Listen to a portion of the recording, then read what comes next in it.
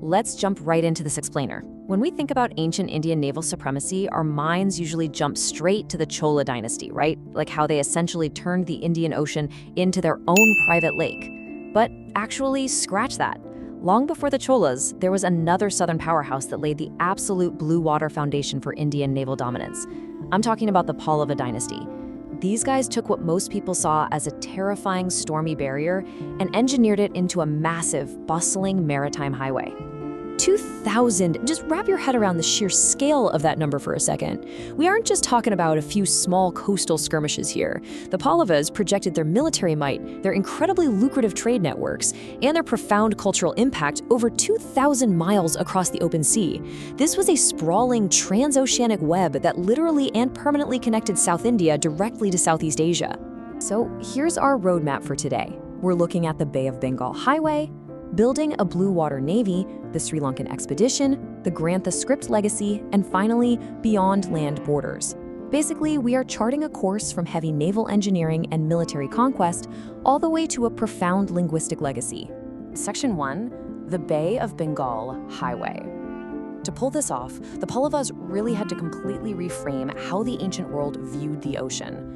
It wasn't the dangerous edge of the map anymore. It was a highly strategic imperial highway just waiting to be utilized. But, well, to build a highway, you need vehicles, right? And back in the 7th and 8th centuries, that required immense resource management and serious engineering precision. The Pallavas took full advantage of these brilliant natural harbors, particularly Mamalla along the Coromandel coast. Picture this. Their shipyards were just bustling with master craftsmen constructing massive, multi-masted, deep-sea wooden vessels. In an era where most mariners were nervously hugging the coastlines, these were incredibly sturdy ships, fitted with heavy oars, capable of carrying huge supply crates, and built to survive the absolute worst of the unforgiving open ocean monsoons. Moving on to part 2, building a blue water navy. Because a strong ship is absolutely nothing without a masterful navigator, and establishing a true blue water navy required complete meteorological mastery. The Pallava navigators completely mapped out and perfectly timed their voyages with the seasonal monsoon winds. This created a highly predictable and, honestly, a wildly lucrative trade cycle. Step 1, they'd let the intense southwest monsoon push their massive merchant and naval fleets eastward, driving them straight toward the Malacca Strait. Then, step 2, they simply waited for the season to turn, allowing the northeast monsoon to carry those exact same fleets safely back home. They literally turned the weather itself into a massive engine for their empire. How brilliant is that? So what exactly were they carrying back and forth on these monsoon winds? Well, they were moving soldiers to project power, of course, alongside massive hauls of spices, gold, tin, aromatics, and those highly coveted Chinese silks. The sheer physical wealth changing hands was just staggering. But here's the real kicker. Out of all the gold and physical wealth they exported, an ancient language, specifically the Grantha script, actually proved to be their most powerful and permanent payload. Which brings us to Section 3, the Sri Lankan expedition. You know, having a navy for trade is one thing, but using it for a transoceanic military invasion? That is an entirely different beast.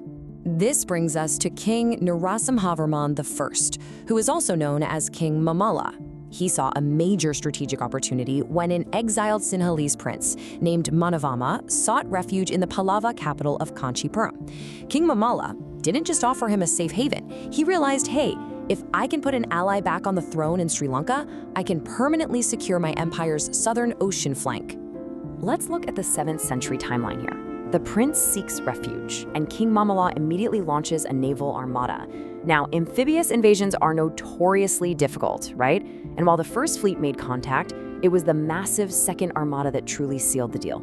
They sailed right across the Palk Strait, decisively captured the city of Anuradhapura, defeated the reigning usurper, and successfully installed Manavamma on the throne. Through some truly brilliant naval strategy, the Pallavas had installed a loyal client king right at the gateway to the Indian Ocean, a total game changer. Now for part 4, the Grantha script legacy. We're transitioning now from the intense drama of military conquests and massive armadas to the real climax of our explainer, the permanent soft power of their cultural payload. So what exactly is Grantha? Well, it was a highly formal writing system used by the Pallava Empire to write Sanskrit inscriptions alongside their native Tamil. But the thing is, it didn't stay confined to South India. Remember those massive merchant fleets we just talked about? As Pallava merchants, scholars, and priests traveled those monsoon winds and settled in trading ports all across Southeast Asia, they brought this script right along with them. And the proof is still there. Today, you can find ancient stone inscriptions bearing this exact South Indian script scattered thousands of miles away. We're talking from Takwapa in modern-day Thailand all the way to Vok King in Vietnam, and it's even woven into the history of ancient Angkor Wat. The Pallavas were quite literally carving their language into the stone of foreign shores, and in doing so, they profoundly and permanently shaped the cultural fabric of these distant lands. Grantha effectively became a parent language. When local kingdoms in Southeast Asia adopted it, the script evolved to fit their own local languages. You can see how Pallava Grantha directly gave birth to the Khmer script in Cambodia. It formed the foundational base for the modern Thai alphabet, and it heavily influenced the Kawi script used across Indonesia and Malaysia. So, when you look at the writing systems of modern Indochina today, you're actually looking directly at the lasting legacy of the Pallava Navy. Mind-blowing, right? And finally, Section 5, Beyond Land Borders. Because this initial physical push across the sea created cultural ripples that lasted for well over a millennium. The whole thesis of this explainer really boils down to this idea. True imperial legacy isn't bounded by land borders. It stretches as far as your ships can sail and your language can reach. The Pallavas' absolute greatest triumph wasn't just capturing physical territory or securing those lucrative trade routes. No, it was achieving a kind of cultural immortality. They basically turned the Bay of Bengal into a global crossroads, leaving a shared linguistic heritage that survives and thrives to this very day. But as with all great empires, we have to ask a pretty terrifying question. Can an empire that conquered the oceans survive an empty throne at home? You see, while their brilliant fleets were out there dominating the high seas, a sudden disastrous succession crisis was brewing back in their capital of Kanchipuram. The royal lineage was being pushed to the brink of total extinction, forcing the empire to select a 12-year-old prince from a distant branch of the family just to survive. So, how does a literal child run an ocean empire? Well, we'll be decoding that incredible succession crisis in our next explainer, so you definitely won't want to miss it.